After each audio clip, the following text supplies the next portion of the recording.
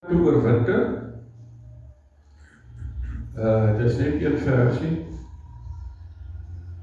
Ons pastoor het ons so een versie en rek ons uit tot 2 toe. As jy, dit is 'n baie vreemde boodskap hier. Dit is regtig 'n vreemde boodskap, maar dis wat die Here op my hart gelê het om die gemeente te bring. Ek dink ou moet maar net gehoorsaam wees wat die Here vir ou sê om te doen. As ek self het lees vir u dink, pastoor jou kop raas, weet jy. Wat is ek, maar as ek kom verduidelik vir jou, gaan jy baie mooi verstaan. Kom ons kyk daar wat sê Titus 3 vers 12. Wanneer ek Artemas of Tychicus na jou stuur, doen dan jou bes om na my toe te kom in Nikopolis, want ek het besluit om daar te oorwinter. My tema is 'n plek om te oorwinter. Ons bid net saam. Here, ek vra Here dat U regtig waar dit wat U aan my geopenbaar het, Here, dat ek ook dit sal openbaar aan hierdie mooi mense wat U voor my sit, Here. En Here, dat die feit dat dit ook in my hart gespreek het, glo ek dit gaan ook in elkeen se hart spreek, Here. En ek wil bid, Here, dat ons erns sal maak oor die woord van die Here. En dat ons altyd dit in ag sal neem en dit ook sal doen wat die woord sê, Here. Here, seën dit, Here, dat dit in ons harte sal plaasvind, dat dit op vrugbare grond sal val. En dankie, Here, dat al die lof en al die eer, al die aanbidding kom U toe, Here. U is waardig om geëer te word. Amen. Net daar in die vers wat ek vir jou wil lees. Ek wil vir jou net vir jou die agtergrond gee wat die besig is om plaas te vind. As jy gaan kyk daarso in, waar is daai woord, Nikopolis. Nou Nikopolis is 'n dorpie wat in Griekeland is. Hy sê ons gaan daarso, hoor wat sê hy sê, doen jou bes om na my toe te kom in Nikopolis, want ek besluit om daar te oorwinter. Nou Nikopolis is 'n plekkie wat in Griekeland is. En Titus is Paulus se geestelike seun. So Paulus baie in Titus se lewe ingespreek as sy geestelike seun. Nou in daardie tyd as mense gereis het in die winter, moes jy baie mooi beplan het, Shamain. Want die mense het nie karre gehad en vliegtuie soos ons, hulle het met die voet gestap. So hulle het baie mooi, as jy in die winter gereis het, moes jy baie mooi beplan het, dit is baie ongure weer gewees, waar daar was in die winter gewees. Met ander woorde, wanneer hulle in die winter gereis het, moes hulle 'n plek gesoek het voor die tyd, waar gaan ons oorwinter in die winter? Nou, in daardie tyd, op daai stadium wat ek nou van praat, was Paulus in Handelinge 27, was hy in Joppe gewees, in 'n gevangene gewees. Nou, hulle het toe vir Paulus gevat van Joppe af na Rome toe met 'n skip, en daardie tyd was dit nou winter gewees op daardie stadium. Nou, winter by hulle is Desember, Januarie en Februarie, by ons is dit somer, Desember, Januarie en Februarie. Nou, gewoonlik oorwinterskepe in daardie tyd, het hulle geoorwinter by Kreta. Nou, in Kreta was daar 'n dorpie gewees met die naam van Phoenix. Dis waar die mense gewoonlik oorwinter het in die winter vir die skepe. Nou, wat nou gebeur het is, Paulus sê toe vir die kaptein van die skip, hy sê, hoor hierso, ons moet by Phoenix oorwinter, of anders gaan ons moeilikheid kry, want ek sien die wind kom op. Nou, jy kan ook by jouself dink jy nou vir een oomblik dat die kaptein gaan na Paulus luister. Wat gaan 'n gevangenis vir my kom sê? Maar ons weet, Paulus is ons nou sensitief vir die Heilige Gees, en hy weet wat om te sê. En hy sê vir die ou, hoor hierso, ons moet nie gaan nie, die suidewind gaan opsteek. Die suidewind het opgesteek, en wat het gebeur? Die skip het alles verloor wat bo op die dek was. Alles. Dis iemand wat sensitief is vir die Heilige Gees. Hoor jy wat ek sê? Dis iemand wat, maar die suidewind het opgekom. Nou daar die suidewind het hierdie skipie, ek weet nie hoe groot die skipie nie, ek weet nie hoe lang ek is daar gewees het, maar as jy gaan kyk na die geskiedenis, het hierdie skipie, wat hulle gereis het mee, het al die gevangenes wat was met die bemanning, 700 km weggedryf, na 'n plek met die naam van Malta. Nou, hoor gou wat ek nou sê, 'n mens oorwinter reeds by 'n plek om te oorleef, dis hoekom jy oorwinter. Maar wat het hulle gedoen? Hulle het verby Kreta gevaar. Die Paulus reeds vir hulle gesê, julle moet dit nie doen nie. En dit is hoekom ek sê, jy oorwinter reeds om te oorleef. Dis hoekom jy oorwinter. Nou wil ek vir jou iets sê. Wanneer jy in jou winterlewe is van jou lewe, dan is dit 'n moeilike tyd. Is dit nie so, Kobus? Dis nie 'n maklike tyd, wanneer dit winter is in jou lewe is nie. Wanneer dit wintertyd is in jou lewe, dan worstel jy met baie dinge, wat nie vir jou lekker vaas is nie. Dit voel of jy depressie het. Ek wil ons in Prediker 4, Prediker 4 lees, Frida, 9 tot 11. Nou, voor ek dit gaan lees, wil ek net ietsie vir jou eers sê. Nou, hierdie Prediker 4 vers 9 tot 11, het die pastoor vir my gepreek, met my troue, en hierdie selfde boodskap het ek vir Jaco en Clarissa gegee, toe hulle getrou het, ek dieselfde boodskap vir hulle gegee, maar die boodskap wat ek nou gegee, niks te doen met die troue nie. Ek wil net hier moet mooi luister na die woorde wat hier staan. Hy sê 2 is beter as 1, want hulle het 'n goeie beloning vir hulle moeitevolle arbeid. Want as hulle val, kan die een sy maat optel, maar wie die een wat val, sonder dat daar 'n tweede een is, om hom op te tel. Verder, as 2 by mekaar lê, kry hulle warm. Maar hoe kan een alleenig warm word? Dis lekker om te trou, nee? In die winter lê jy lepel. Jy kry lekker warm, man. Nou, hierdie is vir my so 'n inspirerende boodskap vir mense wat trou. Want as jy alleen is, kry jy mos nie warm nie, want jy warm kom werk, vir warm saak, en die een raak al hierdie nag, maar gelukkig is daar die elektrische op werk, deesdae, dat jy kan aansit nie. Nou, in jou somertyd, hoor mooi, en ook in jou lentetyd, dan kom jy baie goed alleen reg, is dit nie so nie? Dan kom jy baie goed alleen reg. Jou gesondheid en jou geldsake is gunstig, ook is jou geestelike lewe en jou emosionele lewe is gesond. Alles lyk net rooskleurig in die lente en in die somer. Maar nou wil ek iets vir jou sê. Geen mens, ek gee nie om wie is nie, mis winter. En net so kry jy ook in die seisoene van die lewe, kry jy mens ook in die natuur, kry jy winter.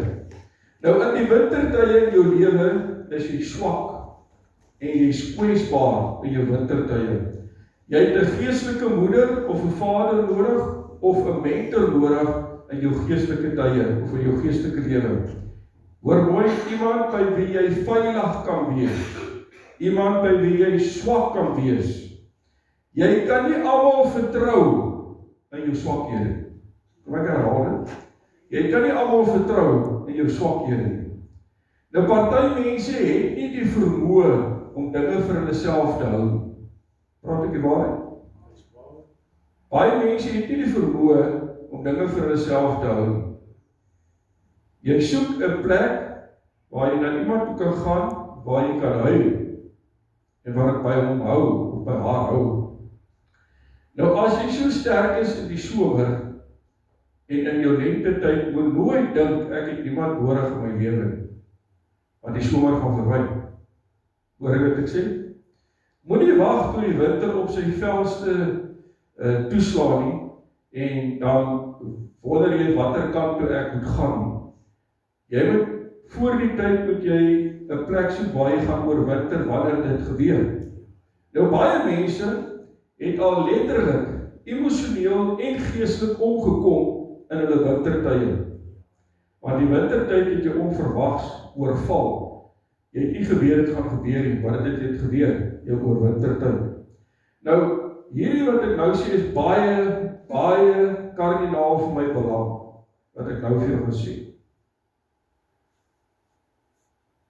Ek het in my eerste gemeente daar in die Vrystaat, het ek almal in die gemeente raak in elk geval my vriende, en by, hoe lang seker daarna, seker so 24 jaar daarna, toe trek, ou Wynand trek toe, nie hierdie Wynand, trek hy Witbank toe, en sy vrou bel my, sê pastoor, jy moet Wynand begrawe vir my asseblief, ek skrik my mors dood, ek sê nou wat het Wynand gedoen, toe het hy self moet gepleeg.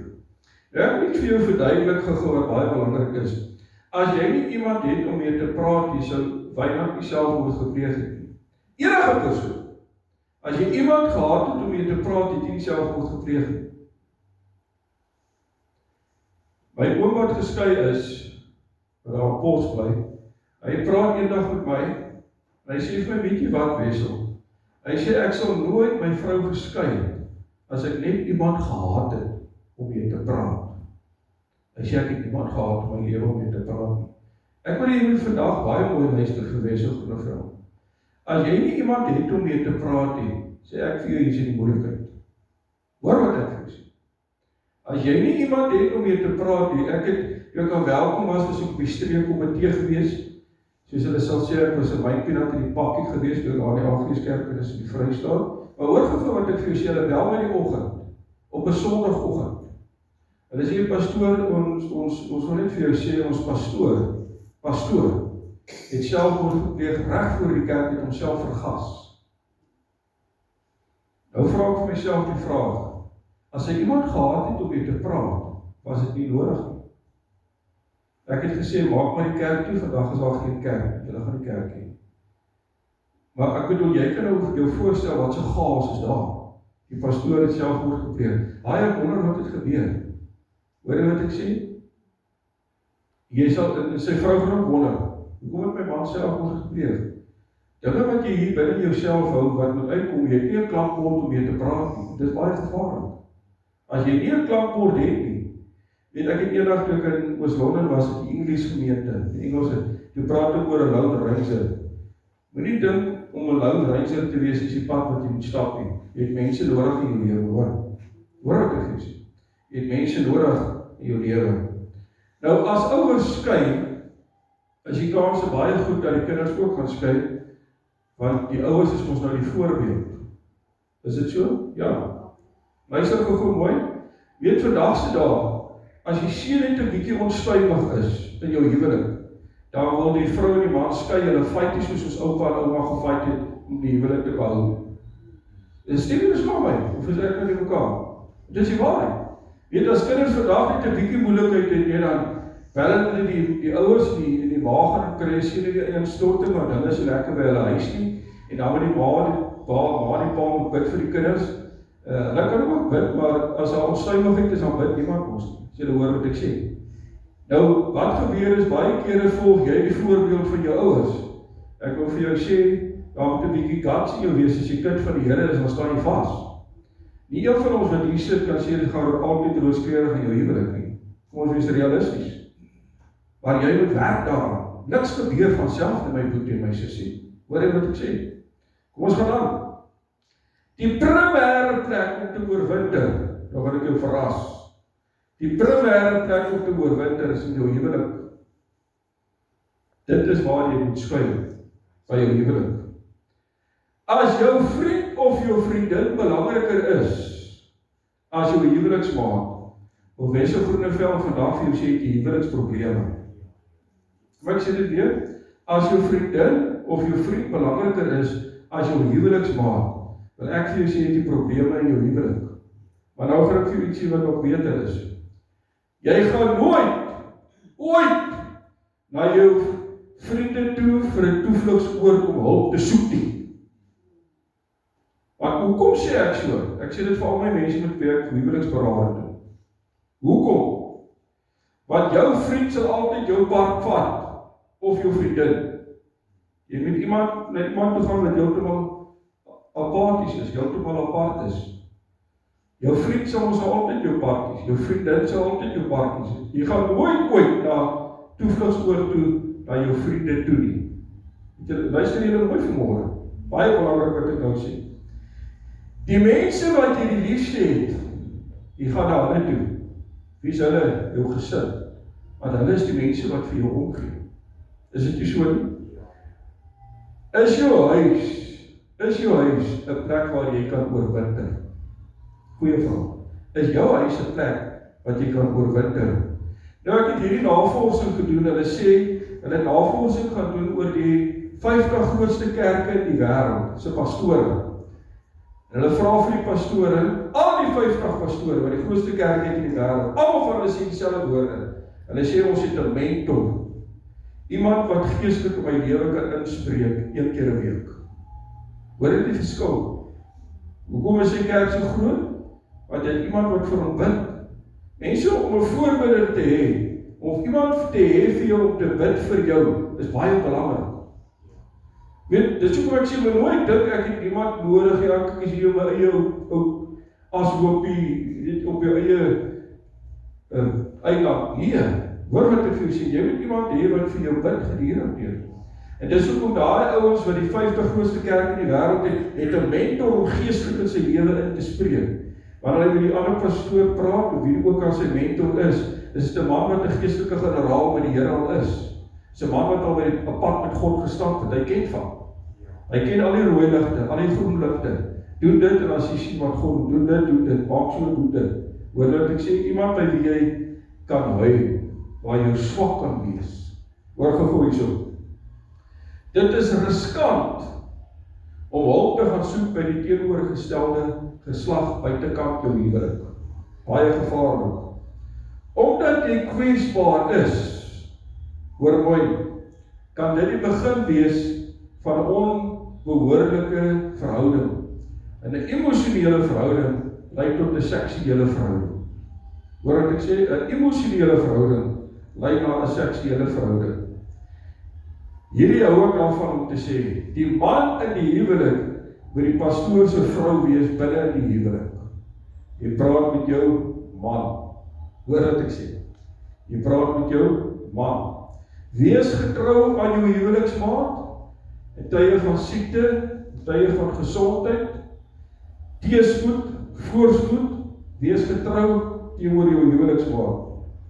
Kom ek sê vir jou, waar kry jy opregte liefde? Opregte liefde is waar jy kry by die kerk waar mense vir jou bid, soos in 'n selgroep. Dan bid daai mense vir jou vir wat jou situasie ook al moet wees. Miskien is jy 'n skip wat deur 'n rowwe see gegaan het. Niemand weet daarvan nie, maar by die selgroep kan sê, weet julle mense, ek het 'n wille tyd gehad. Wil jy net vir my, jy hoef nie te sê wat dit is nie, wil jy net vir my bid nie asseblief? Weet jy hoeveel beteken dit vir daardie persoon? Wanneer jy sê, bid nie, ek het deur 'n wille tyd gegaan. Bid net vir my asseblief. Kom ek sê vir jou, die kerk moet vir jou 'n veilige hawe wees. Hoor wat ek sê? Die kerk moet vir jou 'n veilige hawe wees. En nou wil ek 'n vraag vra wat vir my belangrik is. Is jy, wat hier sit, 'n veilige plek, 'n veilige hawe, wat jy betroubaar kan wees vir iemand anders of nie? 'n goeie vraag daai. Is jy betroubaar? Is jy 'n veilige hawe, wat na wie iemand kan gaan en wat betroubaar is? Net jy sal weet, nee. Hoor gou mooi.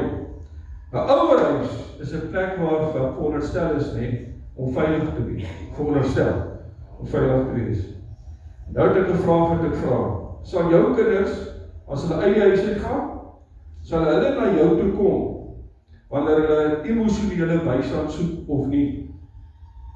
Want 'n huis wat nie gesond is nie. 'n kind, 'n dogter of 'n seun gaan nie na 'n pa en 'n ma toe gaan vir geestelike bystand as die ouers nie vas is. Is dit so? Ja. Jou kinders weet wat in jou huis aangaan en jy kan niks vir jou kinders wegsteek nie. Sal hulle emosionele bystand by jou soek as hulle uit die huis uit is? Jy kan hoe droog maak in jou lewe. As daar 'n huis is waar daar liefde is, sal kinders terugkeer na so 'n huis toe. Weet, hoor gou wat ek vir jou sê. Jy kan getroud wees, 2 kindertjies hê, 3 kindertjies hê. As jy weet jou ma en pa was mense wat die Here liefhet en 'n pad met God gestap het, jy kan altyd gaan kyk, die dogter sal teruggaan na die huis. Daar's liefde in die huis. Hulle gaan my nooit wegstoot nie. Want my ma en my pa het 'n pad met die Here gestap en hulle is lief vir die Here. As daar liefde in die huis is, sal die kinders terugkeer na die huis. Stem hulle saam? Dit is so. Weet ek is so opgewonde oor hierdie gedagte, dit is so kort gedagte. Ek is klaar met my boodskap. So kort gedagte. Maar ek het net gevoel in my hart, ek wil dit met jou deel. Dat jy kan dat jy 'n plek vir jouself kan kry om te oorwinter wanneer in ons staan die pop voor die venster. Ek wil jy kom ons staan voor, ek wil vir jou bid. Sarabas, Sandarabas.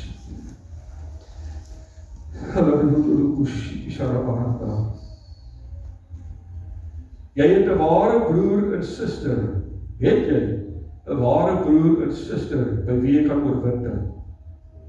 Kain en Abel het jy gehad, en dis hoekom daar mekaar een die ander een doodgemaak het. Here, help ons waar mense ons seer en teleurgestel het. Soms is daar storms wat jou wegdryf van die Here af. Here, vat die drenkeling se hand. Miskien is jy 'n drenkeling vanmôre. Sê, Here, vat my hand asseblief. Maak hulle geestelike oë oop om iemand te identifiseer wat vertrouenswaardig is. Erken as jou man of jou vrou nie jou beste vriendin is nie. En ek wil vir jou sê, werk daaraan. Die Heilige Gees gaan jou help. Vergewe mekaar en wees daar vir mekaar. Ek bid vir elke persoon, Here, raak hulle nou aan op hierdie oomblik in die naam van Jesus, die soetste naam bo op elke ander naam. Baie keer breek die kinders weg van die huis af, maar wanneer die storms van die lewe kom en hulle vang, kom hulle huis toe. Wat 'n voorreg. Hoekom? Want hulle weet dis 'n veilige hawe. Dankie vir 'n gemeente waar ons toe kan gaan as die lewe ons rof behandel. Die golwe van die see het jou dalk rondgegooi. Geef vir ons vrede, Here, sodat ons 'n veilige hawe vir ander mense kan wees. Here, sal vir die woord, Here. Dankie, Here, dat U hierdie kort gedagte op my hart geplaas het, maar ek voel, Here, U het geplaas met 'n doel en met 'n rede. En ek wil bid, Here, help ons dat ons staande sal bly.